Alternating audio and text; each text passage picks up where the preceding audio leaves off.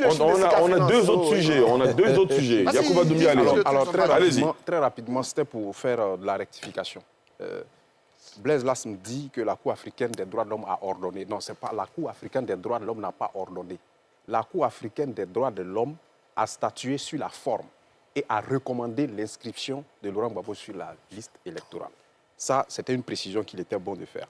Deuxième précision, la certification. C'est nous qui avons accepté la certification.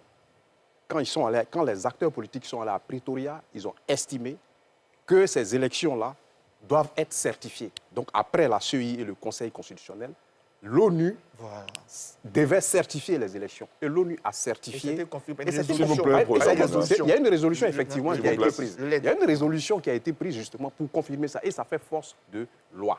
Donc, c'est la certification. D'ailleurs, pour clore ce débat-là, il faut qu'il sache que le même Yao Paul Ndré, qui avait proclamé la victoire de Laurent Gbagbo, est revenu après proclamer la victoire du président Alassane Ouattara. Donc ce débat-là doit être clos et puis c'est terminé. Très bien. Et puis troisième et dernier élément, il a parlé d'amnistie illégale. L'amnistie n'est pas illégale. Je ne sais pas ce qu'il appelle amnistie illégale.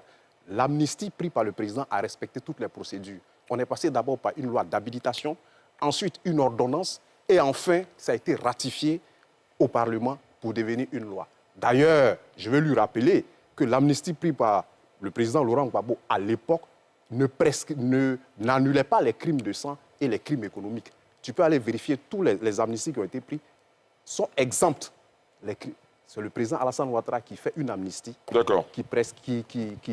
qui annule les crimes économiques et qui permet aujourd'hui à leurs partisans de pouvoir compétir dans le jeu politique. Et puis, je vais terminer très rapidement en disant à Dr Chérif, qui n'est pas économiste, nous ne le sommes pas.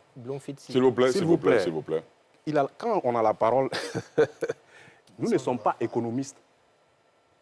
Vous ne l'êtes pas également. Donc, l'interprétation des chiffres, il faut faire très, très attention. Quand on parle même des questions des multinationales, les multinationales, là, ils ne viennent pas avec leurs ressortissants ici pour travailler. Dans toutes ces multinationales, si tu ne sais pas comment ça fonctionne, dans toutes les multinationales, ce sont d'abord les nationaux qui travaillent.